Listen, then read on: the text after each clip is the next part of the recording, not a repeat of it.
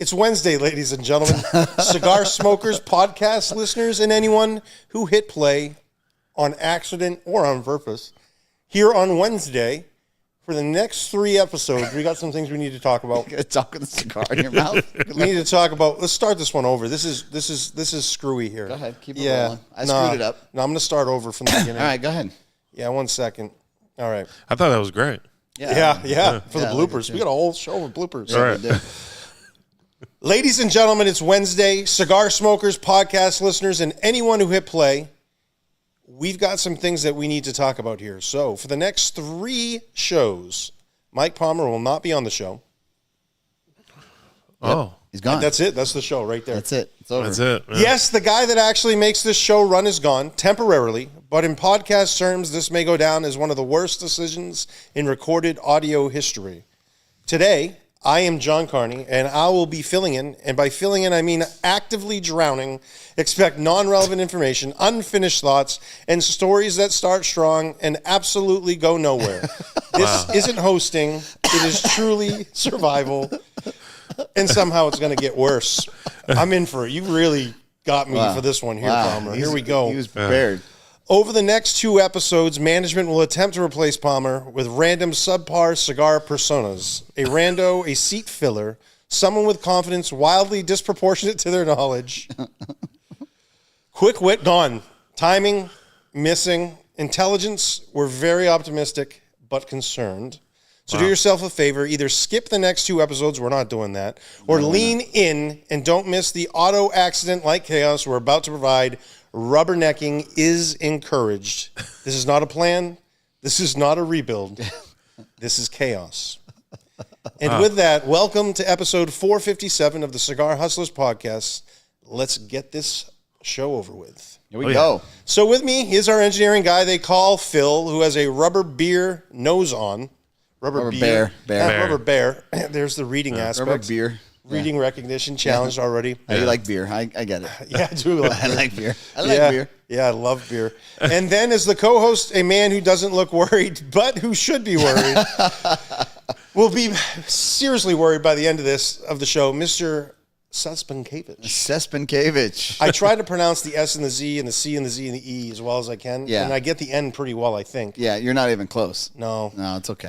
It's all right. I'm closer than literally everybody else. Probably. It's Szczepankevich. Unless you're Polish, because then you look at it like Czech? It's Polish. It's Czech. Szczep. Yeah. Oh, dude, that makes perfect sense. Right? After what, like 18 years, I'm finally like, you're telling me to make sense? You're getting there. Wow. Shepkenkevich. Yeah. Szczepankevich. Szczepankevich. There you go. You're Wow. there. It's actually easy once you start saying it. Yeah, you've arrived. Yeah. So, Mike, tell us a little bit here. How do we get that CH Pod gear?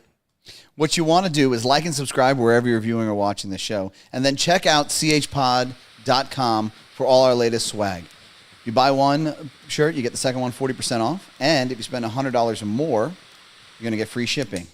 Let's give a couple of shout-outs here to people who commented on our last show. We'll probably have a few more comments here because Mr. Carney kept us waiting with bated breath.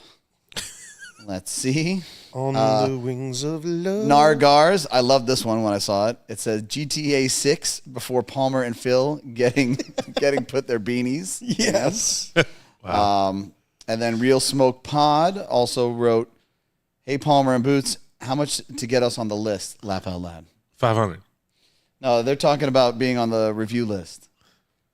Oh, because we were going to do the top 5. Oh yeah. So we're going to do so what we're going to do is we're going to review the reviewers. Yeah. So Real Smoke Pod, you're on that list, no problem. So we're going to do in 2 different categories. We're going to do half wheel, coupe. I always screw this up. Yeah, you did this the other day. Cigar press. Dojo, was that the other? Dojo. Yep. And then who am I forgetting? Now I'm forgetting. This is what person. we did yesterday. Yeah, I'm forgetting somebody else. There was one person. Yeah. And if they're listening, how should they feel about us forgetting who they are? Pretty bad. Yeah. That's a cool idea. You're going to review the reviewers. Yeah, Are you going to review the cigar or review the review? We're going to take the top 10 that they review, and we're going to rank them 0 through 5. 0 means we don't think it belongs on the list. 5 is absolutely, and then 1 to 3. So the top score that anybody could get would be a perfect 50, which is not going to happen, right? And we'll see how they score, and then we'll average out our scores, and then we'll rank them within that 5. And are we going to smoke the cigars or just rank the No, cigars? you're just going to rank them. rank the reviewer. You've either already smoked the cigar, or if you haven't, I mean, maybe you didn't smoke the cigar, but you know the brand, and you think, okay, so then maybe you give that one a 3, something like that. And you said I Coop think was it's a on great there? idea. Yeah, of course we're going to review Coop. Yeah. Cuban? Coop. Oh, I think it's a Cubans. Coop. No, I said yeah. Coop. It's like it's a modified Coop. I always love French Carney's. version. It's the French version of Le Coop. Yeah. His reviews are le good. Good. I always love Carney's energy. It's super high. Nice. It's reinvigorating. Yeah. Thank you. So we're going to keep using the word beer for bear here, but beer siblings Misha and Lucy became overnight celebrities in March 2025 after escaping their enclosure at Wildwood Trust in Devon, England. I'm pretty sure we might have covered this one.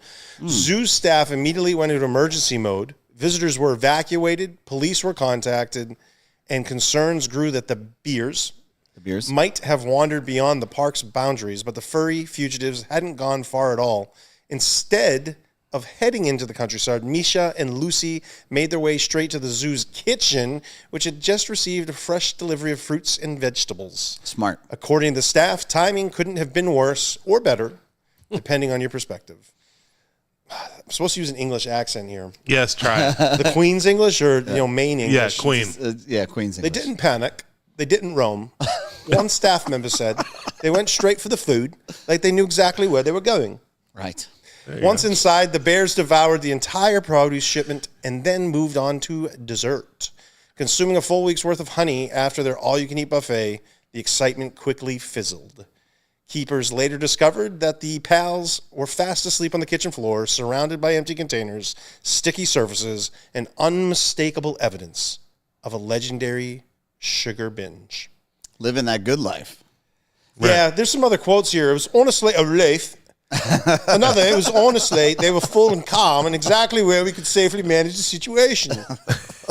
So the bears never left the facility. After they woke from their comas, Misha and Lucy were safely returned to their cages. Okay. It went viral online here. Popular Science picked it up, and it was on the Coop Show food segment. Was it really? Yeah, and as a humorous example here of animal behavior driven by opportunity rather than instinct. Coop Show. It was instinct for freedom, and in the end, the bears got a feast. Yeah. The zoo got a cleanup job, and the internet got a story that it won't soon forget. We could leave, but there's all of this food over here. Right. So honey is the unique one. They do go after honey. So apparently bears love honey. Yes, bears love honey. Bears also love like shit diapers and all kinds of other things. Like, Do you know anything random? Any random facts about honey? I do not know random facts about honey. I mean, there's supposedly good things about them, like good health things. I wonder if bears eat honey for allergen reasons. Because if you eat local honey, they say if you eat local honey, you don't get the same allergies from that area. Right. I wonder if that's part of the reason, not just the flavor, if it's just instinctively driven by them by, just by being a bear, that's a way that they avoid having allergens. Because they breathe heavy. You would assume they'd bring in a lot of allergens. Think they have allergy They're problems? around pollen all the time. Yeah. So I wonder if that plays a big role, and I bet it does. Are you recently having some allergy problems? No, but my daughter does, and she blames everything on her allergies. She's 4, so she'll be like, "Hey, Daddy, I'm hey, sweetheart, I'm like, it's time to get a bath," and she's like, "Daddy, my allergies. Okay, Yeah, I need to take care of my allergies, Daddy, can't. and then we can take care of the bath. Don't be silly, Daddy. Duh." That's like her new thing.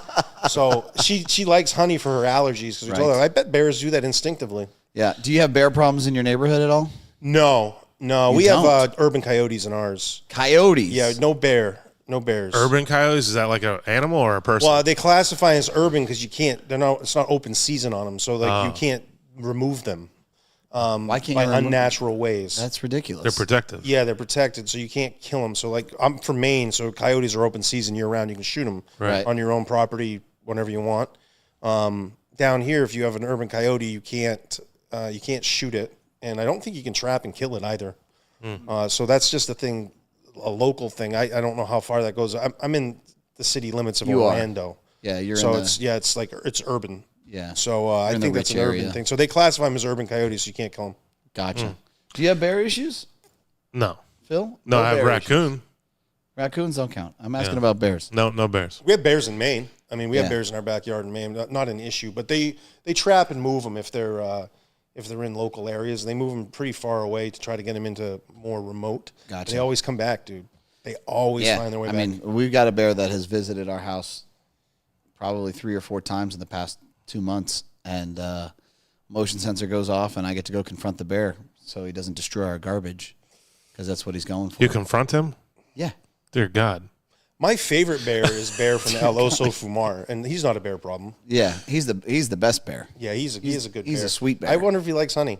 He does. Yeah. He loves justice. That's for sure. Yeah. His child Well, it's and not- and the cigar. Yeah, really. It's Yeah. not hard to do that. Both of those things are really nice. Yeah. Can we move on from this one? Because I don't have any random honey facts beyond Yeah. what we just talked about, but here's something that's unique. Okay. Imagine getting paid nearly $90,000 just to slow your life down. Okay. No traffic, no packed schedules, no nonstop notifications, just ocean air, quiet mornings, and a tight-knit community that actually knows your name. How much? 90 grand? A year? Yeah. Well, let's get into this. That's not a fantasy. It's real life in Ireland. Really? I might have done an Irish accent here. I'm not quite sure. Okay, let's go. The Irish government has launched a program called Our Living Islands, designed to bring new life back to its remote, underpopulated islands, and they're offering up to $90,000 to people willing to move there and help rebuild these fading communities. These aren't tourist traps. We're talking peaceful, rugged islands where time moves slower and nature runs the show. The money can be used to renovate homes, start small businesses, or create sustainable living projects, basically giving people the tools to start fresh in one of the most peaceful environments on Earth. Wow. Local officials say it isn't just about filling empty houses, it's about saving communities. And here's in an Irish accent, we're not trying to create resorts. We're trying to real life back to these islands, families, workers, and people who want to be part of something meaningful. That's a terrible. Without new residents, many of these communities simply won't survive. So picture waking up in that environment in the Irish waters in an island, Right. and replacing endless screen time with sunsets that look like postcards. And for those burned out by modern chaos, it could be the ultimate reset button. Is that like 90? They give you 90 annually, or is it a one-time deal? Don't know. It sounds like it's a one-timer. It sounds like it's a one-time deal, which Yeah. honestly is not as big of a push as I would want to permanently move my life. Right. I wonder if you have to. There must be you go and stay for a short period of time, start the business, and maybe you can leave after. I'm sure that there's some requirements. Yeah, I'm sure right. that you have to spend X amount of time in the island, on the island or whatever. Yeah, it'd be nice if the producer of this here would give us some more information on it to talk about it. I mean, it would. I'm sure he's leaving it out intentionally to make me struggle and be like, hey, what? There's no context to any of these stories. Right. That's where it's at. Then I have to talk in a silly accent. Yeah. In an English-Irish accent, because that's what that was. I guess the good question here is, one, leprechauns. Do we have leprechauns on these islands? 2, how much money would it take for you to up your whole life, move your family, move everything you're doing to go live remotely on an island and start a new life there? What would be that number? And it's Ireland. It's not like it's in the tropics or something. No. I don't know. I don't know if I'd be down with that. What if you just use the money to create a business over there, live over there for however the time is? Yeah. Right? The time frame. And then come back. I mean, what if you were the first cigar shop? That's what I'm thinking. Like, you go over and you make it your primary residence, but you still live, and that sounds desirable to me, where I'd have the ability to go back and forth and do whatever I want to do, where it doesn't have to be. That's where I'd want more information. If you're going to pay me to go start a business somewhere, I would certainly do that. The number's a lot lower. Right. If it's uproot your life and then go live there, that's a very different thing. So I got news for you, dude. $90K isn't a drop in the bucket for starting a new cigar shop anyway. Yeah, but I mean, how much does it cost to build a building there? $90K doesn't even get you the shelves. You know what I mean? Like, you don't even have couches at that point. that's not just cigar business. What business, I guess, would you start over there? Would you buy, some cattle or cows or sheep? I don't know. What business do you know of that 90 grand gets you 100% off the ground with? By the way, there's no customers there either. Right. So what's the Yes. what's the pull and what's the play? And if you start a business, what do you do? Well, I mean, I'm hoping for some customers to be there, but I would do something like a karate studio or a jiu-jitsu place. Oh, you just got to throw down some mats. You need open space. It has to be something you physically do a service in, and then there would also have to be some benefits licensing-wise. Like, you'd have to have you'd have to get fast-tracked on things. Because you can get tied up in licensing, and I'm sure it's even more challenging over there. You get tied up, like if you have a restaurant, you got to buy equipment, you got to meet certain health standards. Right. So what are they trying? And most what are restaurants fail anyways. Yeah. So I don't know. I don't like this. I think 90 grand's not enough to do it. It's not. And they expect it. From what it said, it seems like they want you to like populate it. Right. So I don't know. Yeah. I'm out. Would you go for 90K, Bootsy? Phil McGuffin? To open a business, not to live. You'd have to live. I mean, I'm okay with like leaving for like a year. And then being gone? And then going back? Yeah, not going You back. could disappear for a year for 90K. Yeah. Bold. That's bold. You got kids? Yeah. Yeah, he doesn't love them, though. Yeah, well, that makes it easier. Yeah. I got one on the way, so actually that gets me out of 6 more So months. he's like, I'm trying to escape for a year. 90K, perfect. Her feet are swollen. She's angry. She's agitated. You know what? Aaron, go brah. This is for the greater good. I'm going to go to Ireland for 90K. Yeah. I'd be out on it. There'd be more questions to be asked. It seems unique. You know, I'm sure there'd be people that were certainly interested to it, and probably position themselves. But I'd want to know more. And I think part of the reason why we have more challenges is we got a lot of things going on business wise. I'm just thinking, could I duplicate things that I'm doing over there or have done? And I can't duplicate anything I've done for 90 grand. Well, look, man. Here's the other thing. You know, I know that times are very tumultuous right now. There's a lot of turmoil going on, but the reality is, in my opinion, it's the greatest country in the world, the United States of America, right? And I'm happy to be here. So I don't know if 90K is big enough for me to go somewhere else.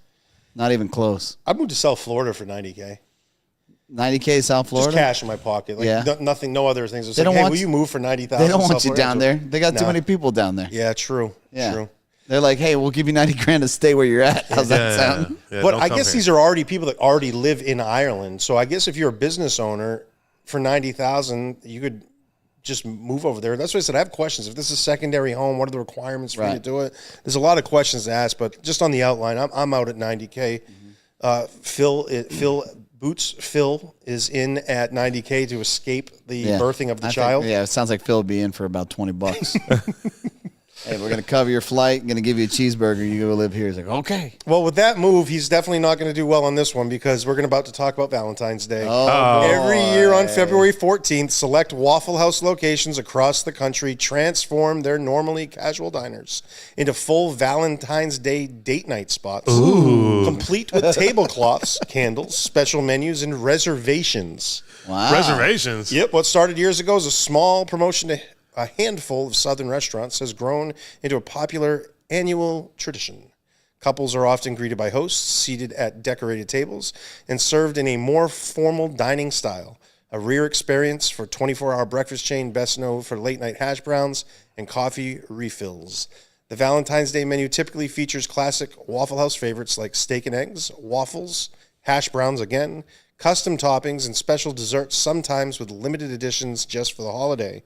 Some locations even encourage dressing up, with guests showing up in suits, dresses, and themed outfits.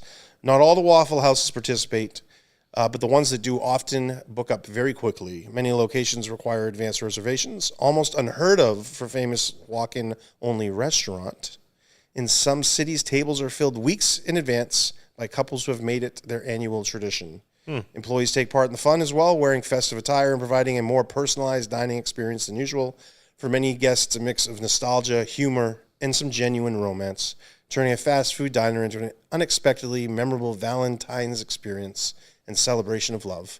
Over the years, social media has helped make the event even more popular, with photos of candlelit booths, heart-shaped decorations spreading every February across the grill. Would you spend Valentine's at a Waffle House? My wife doesn't like what it smells like when I cook anything in the house, so I don't know why she'd want to go sit in a restaurant that's got an open kitchen, diner feel. Yeah. But she could be down for it. But no, absolutely 100%. I'm not going to Waffle House Valentine's Day. Yeah, that was a nice approach. I don't think so. Yeah. But Boots is down, and so is Phil.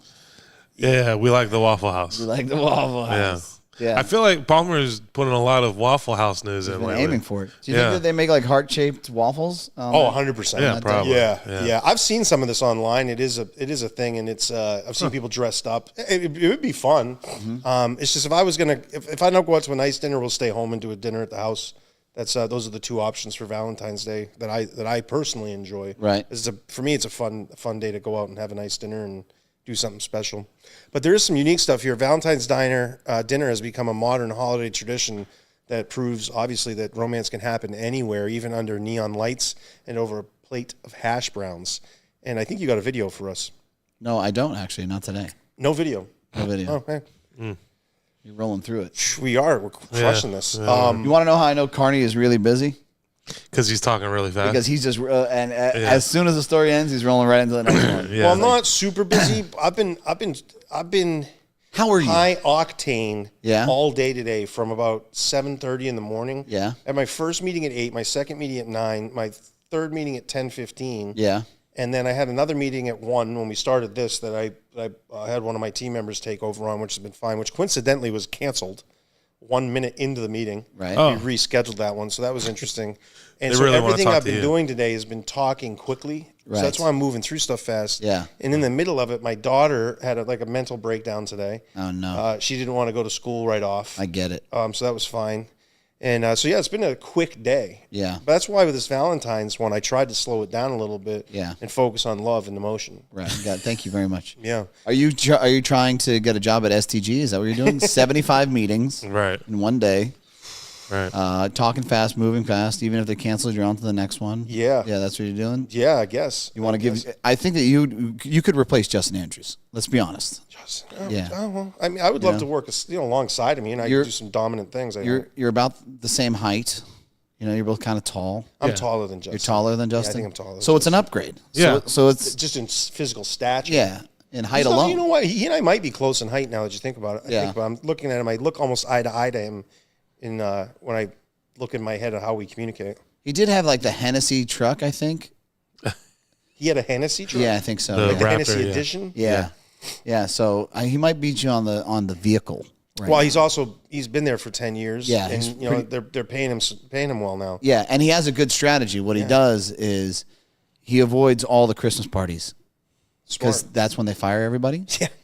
So he doesn't go to those. Christmas parties are like their beginning of the year meetings. Yeah, that's when they he do that. That's They when do he that. cuts out. He's like, "Oh, I got a thing," and he just doesn't show up. So, and then what they do is they forget about it. If they were going to fire him, they just they move on because they don't want to do it come January. They really fire people at their Christmas party? Fired Jack Tarano. That's Chris. I think that's the ongoing joke, dude. Dear God. Yeah. That's supposed to be the time when they're supposed to give back to the employees. Let's not- rejoice. They are giving back. They're giving you back to your family. They're giving back to their ROI. Jesus.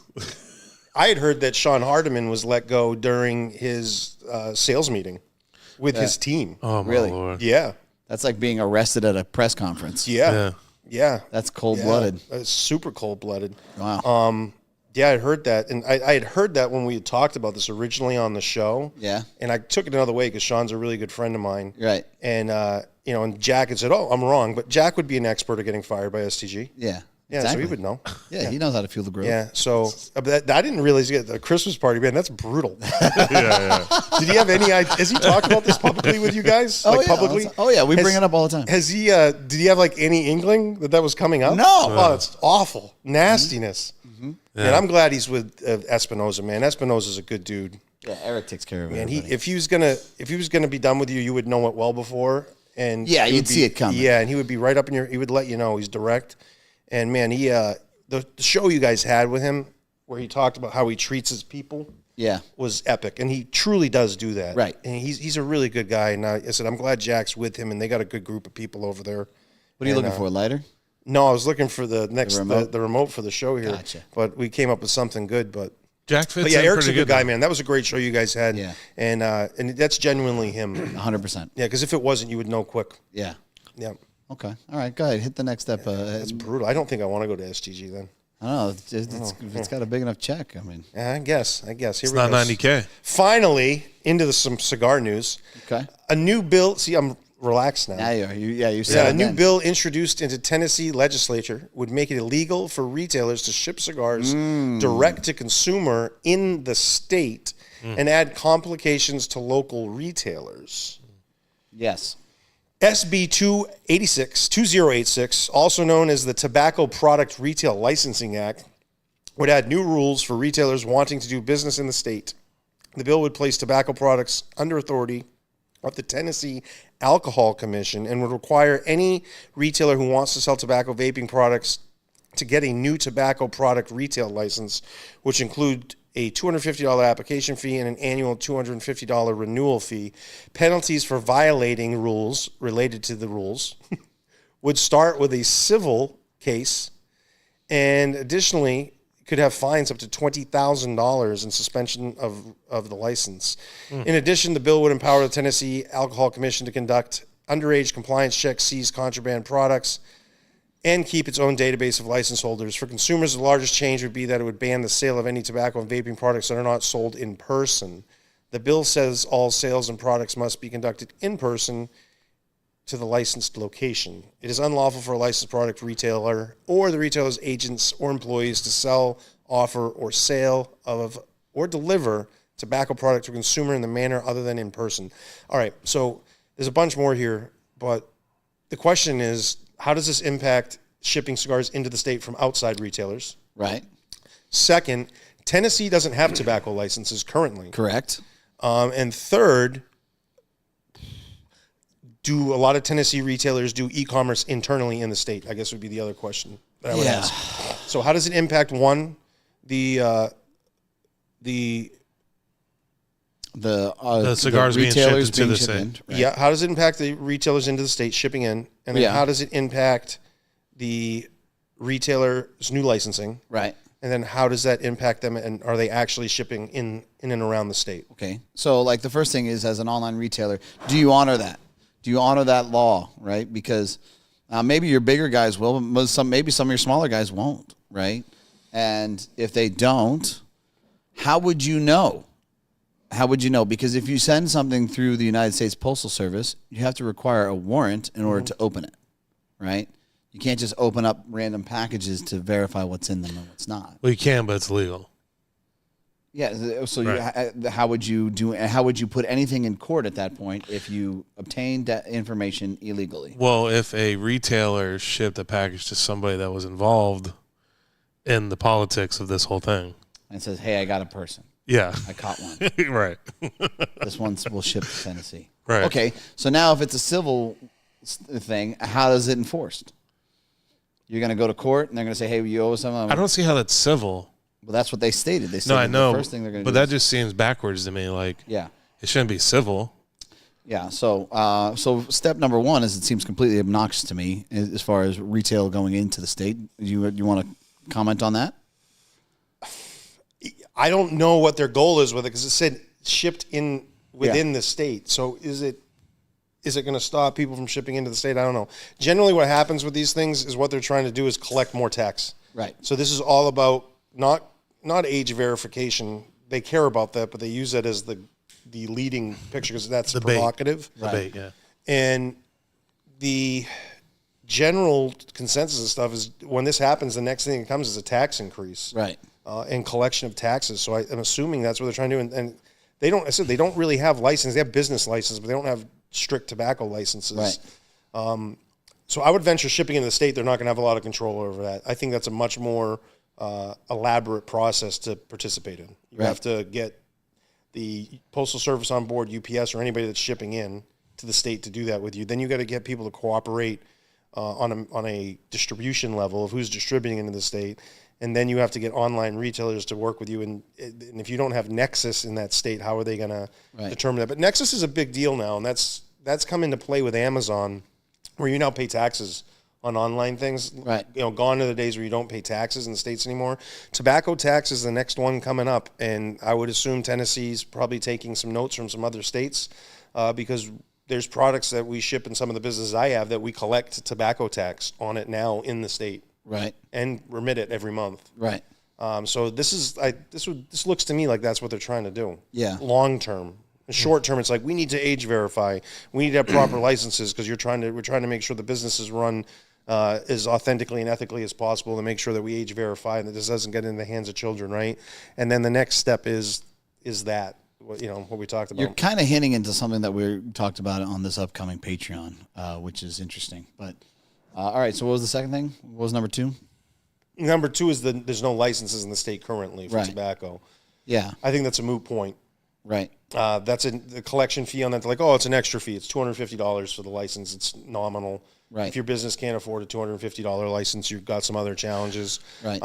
So that's a moot point. So they will collect good business, good money off it. Say there's 1,000 retail outlets that can now have to be licensed. Yeah. You can collect some revenue, and then out of those 1,000, it's probably more.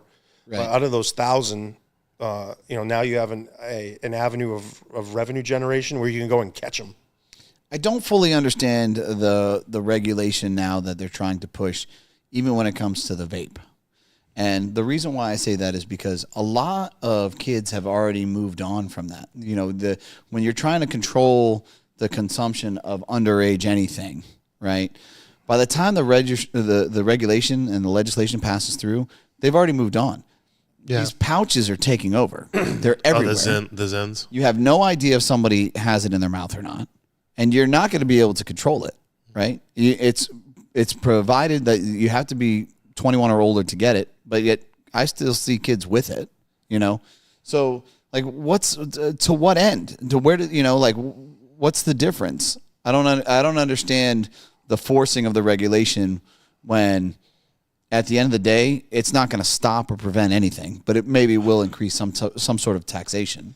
That's why I always look at it. It's the easiest way to tax is through control, right? So if you can control the entire environment, then you can tax at percentage and there's a portion of the population that doesn't object to that, right or wrong. I object to more taxes on things, anything, period.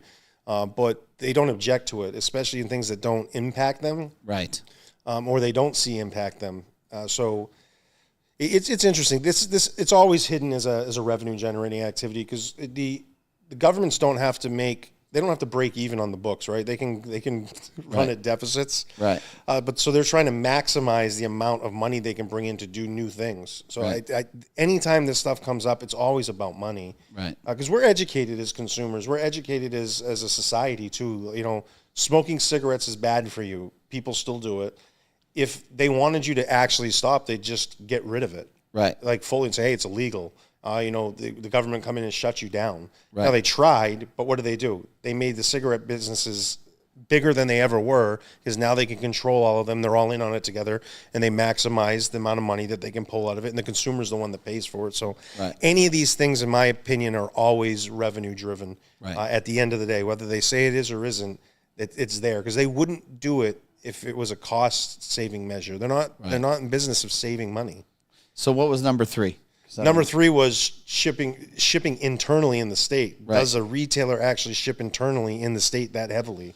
What's really kind of interesting is I've noticed that through search engine optimization and all these other things that all those SEOs will actually organically promote you within your state or kind of locally, even when you have an online site and an online presence. So it's very possible that it will affect those even smaller retailers that have figured out how to kind of compete in the smaller landscapes in those smaller areas. Yeah, I think it's easy for us to talk about that being in Florida when we're in one of the top 5 cigar markets in the United States, arguably number 3. True. Behind, we might be number 1. Yeah. If you actually look at consumption. What's number 1 and 2? Yeah. Texas, Florida, Pennsylvania, just because of distribution networks. Right. California because of population.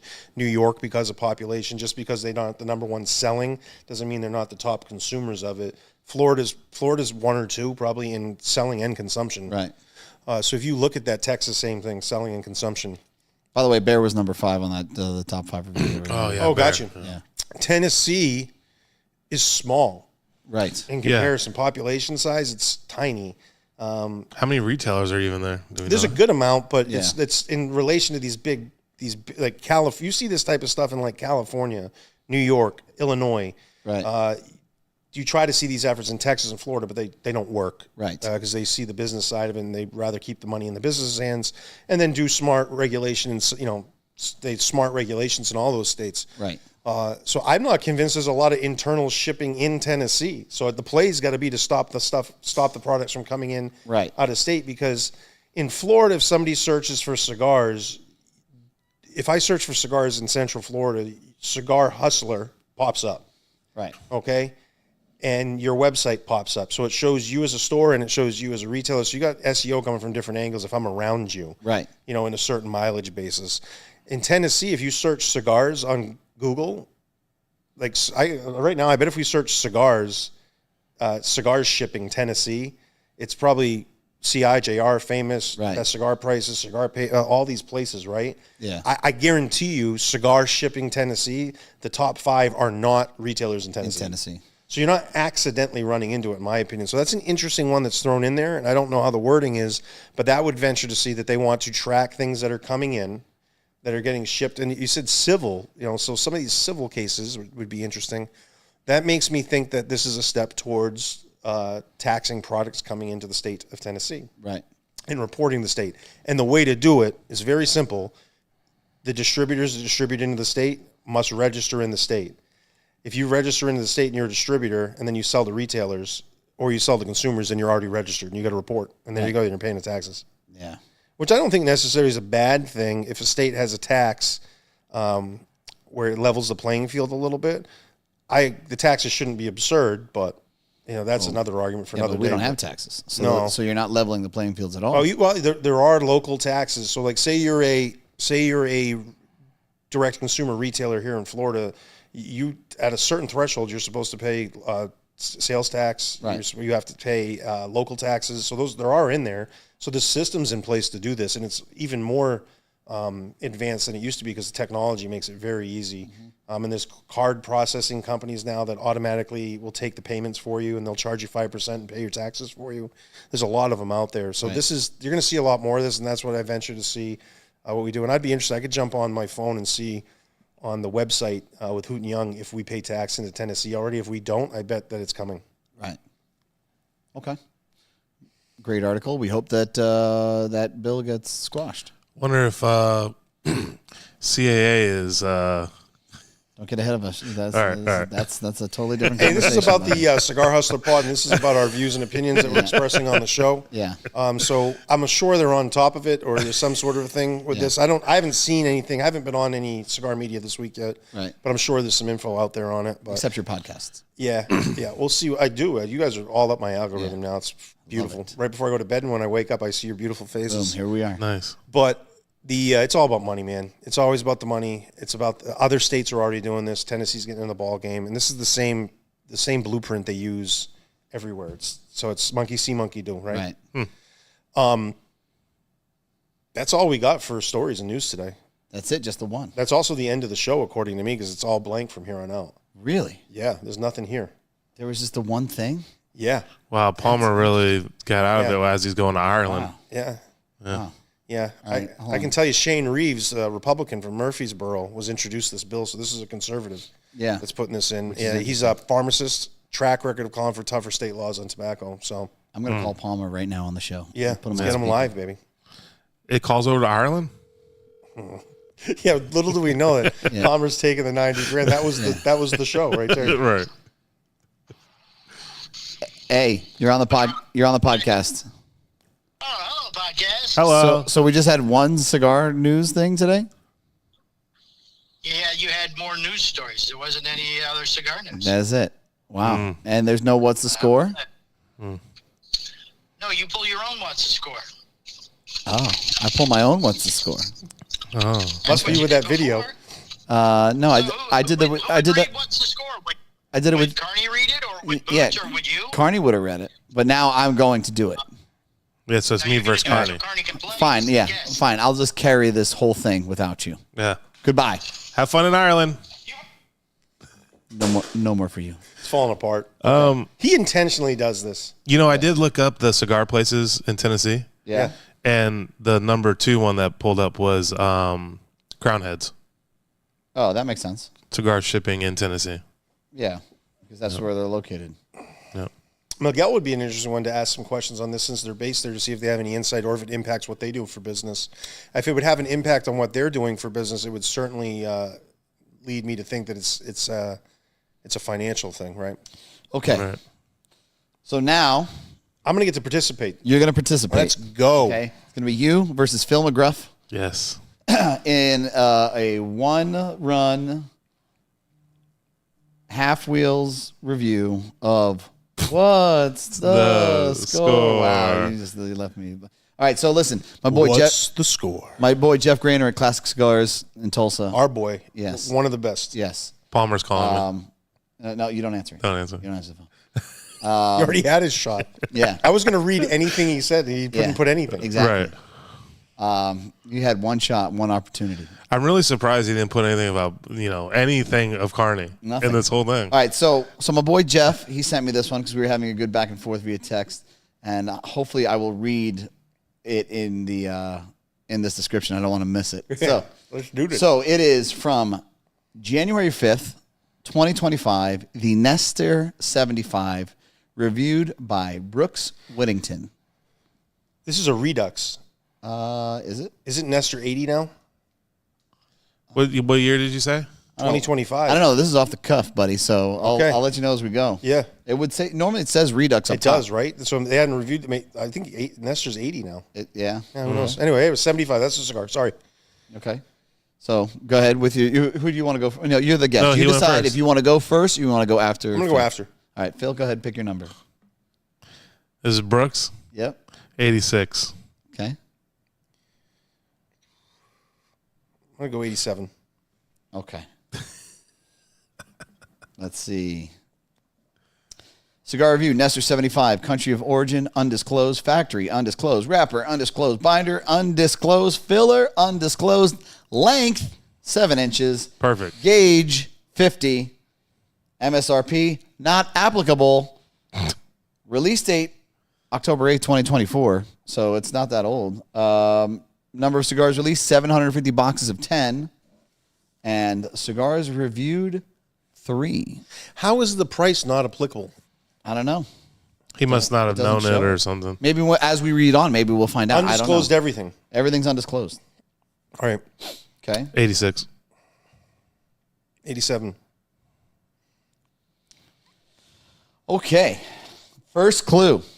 All 3 cigars are extremely attractive, including dark brown wrappers that are silky smooth to the touch and spongy when squeezed. However, each cigar has a small number of protruding veins, and after physical inspections, 2 of the 3 cigars have small soft spots located in different spots. One is just under the secondary band, while the other is halfway between the foot and the bands.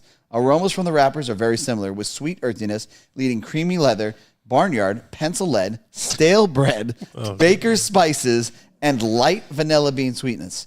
Peanuts dominate the scents coming from the feet of 2 cigars. My last cigar features more cedar than nuts, followed by dark chocolate, sourdough bread, dry hay, raisin sweetness, and a slight note that reminds me of varnish. That varnish note is quite a bit more evident on the cold draws, albeit not in an unpleasant way, along with sawdust cedar, salted potato chips, herbs, and sweet leather. Holy shit. This We guy- haven't even lit the cigar. Yeah. This is no light. Dry No draw. light, Dry draw. My God. 83. You go second. He's so excited. There you go. This guy's got to stop drinking bottles of Coke with peanuts in the middle of his barn. The varnish smells from the box. For sure. If you smell varnish on a cigar, that's from the box of the band. That's what the paint they use in these things smells like. Yeah. 83. Okay. Sorry. 86. 86 still. 86? You're just going to stay there. 86, All right. 83. See if I can get him to move. All right, hold on. Let me see this one. Yes, this is the one I want. Do you watch I just want to say this Do one. you watch this portion, Carney? Of course. On each show? Oh, God, yeah. Okay. That's part of the show. All right. I've guessed one exactly right before. Flavors of anise and black pepper lead off the profiles of the Nestor 75 cigars. But the profile is quickly overtaken by new main flavors of creamy almonds and dry saltine crackers. Secondary notes of cedar, gritty earth, powdery Cocoa nibs. Cinnamon and roasted peanuts show up at various points, while the retrohale is full of rich molasses, sweetness, and a touch of black pepper. On the finish, the first cigar features a light but noticeable flavor. This is what I've been waiting for. That reminds me of suntan lotion. Oh, he loves it. Although it is only present for a few puffs before disappearing for good. Flavor hits full, but the body and strength barely hit a solid medium by the end of the first third. Man, I give these guys, honestly, though, I know we laugh and joke about it, I give them props for taking the time to identify flavors. I love like this. that. I absolutely love it. Man, I'm sitting there. You ever been to their offices? No. So it's a big office. It's a nice spot. And I'm sitting there just imagining them in that office, like taking the time. And they do take the time. And they show the smoking time. And this cigars that they've smoked that are like 3 hours smoking time that like are an hour and 5 minutes for me. It's because they're really trying to identify it. But That's to wild. drop suntan lotion. Oh, suntan lotion, varnish and suntan lotion is wild. Yeah. What a job, huh? All right. Yeah. What do you got? They're the best in the business. Well, first of all, he said the word cocoa nibs, so this is going to get a good score. I'm going to go 88. Oh, he jumps to 88. Yeah. Brooks loves cocoa nibs. Cocoa nibs is a go-to for Brooks. Yeah. I'll say 85. 85. Oh. Okay. Third clue. Let's see. The final third features main flavors of peanut butter and creamy hay, along with secondary notes of plain oatmeal, creamy cedar, charred meat, cinnamon, cornbread, and powdery cocoa nibs. There it is again. While the amount of black pepper on the retrohale remains the same compared to the second third, the sweetness on two of the cigars shifts to a honey note, and the last one still features a flavor that reminds me of molasses. Interestingly, those same two cigars, the first and last ones, retain the spiciness on my tongue, but around the time the final third begins, that note has receded in the second cigar. Flavor ends at full, the body does not budge from a solid medium, and the strength ends at a medium plus, albeit just barely. Thankfully, the construction mirrors the first third instead of the second third, meaning all three cigars continue to give me no issues at all until I am finished with them. Third clue. Phil? 88. 88. This is my final guess. No, you it's gotta, third clue. I'm going to read the final thought after that. And So he hasn't told us about his issues yet. No, sometimes like He said he said said there's the no issues taste until he was receded done on with one. he hinted that there was issues. Like I do skip through some paragraphs. Yeah. So he hinted through that he did mention something about in the second third of the cigar where there may have been a construction issue, but it was kind of vague. I'm going to go 83. Okay. Final thought. Creamy, nutty, and complex. The Nestor 75 is one of the better releases I have smoked and a worthy creation for such an auspicious anniversary. The profile includes a multitude of flavors and plenty of transitions, and other than a couple of minor burn corrections on one cigar in the second third, the construction was excellent across the board. This is not a cigar that needs extra time. It is ready to smoke now, assuming you can actually find them. 88. 91. This is one of the best cigars he's ever smoked. Okay, so I have 88 and I have 91. Yep. And the overall score from Brooks Whittington of Half Wheel Cigars for the Nestor 75 is 90. Oh, And by John one. Carney is the winner. Let's go. Let's go. Nicely done, sir. Wow. I'm going to have Okay. to find one of those. Yeah. Do you have anything else to add? Are you going to be anywhere in the upcoming weeks? You want to do a shout out? Yeah, man, I got all sorts of crazy stuff going Okay. on. Tell us. So Wednesday, when this airs, I'll be in Fort Lauderdale at a place called Batch Gastro Pub, Interesting. doing some cigar and whiskey events there. And then I'll be in Delray Beach on Thursday doing the same thing with them. And then next week I'm local, which would be a nice little break to get caught up on the beginning of the year. Beginning of the year is hectic for me. Right. And then we're going to the Great Outdoor Show in Harrisburg, Pennsylvania on February 8th through the 15th. Okay. So we'll be up in Harrisburg at the Great Outdoor Show with Hoot and Young Cigars and Whiskey. Is that with BL Luxury or is it just Hooten and Young? Just Hoot and Young. Yeah? Yep, just with Hoot and Young. So it should be a great time. We have a partnership with the National Rifle Association. Gotcha. And that's their one of their alternative shows that they have throughout the country. It's their second largest besides the annual convention and meetings that they have. So that's what February looks like. That's a big week. We're all hands on deck for that. So our whole team will be up there for that. So that's really what February looks like. I got Valentines Day coming up to the Waffle House. Yep, you got that going on. Yeah, and then I got my birthday coming February 23rd. Ooh. Hey. Yeah, so we've got that. So February's a big month. How old are you going to be? 42. 42. Yeah.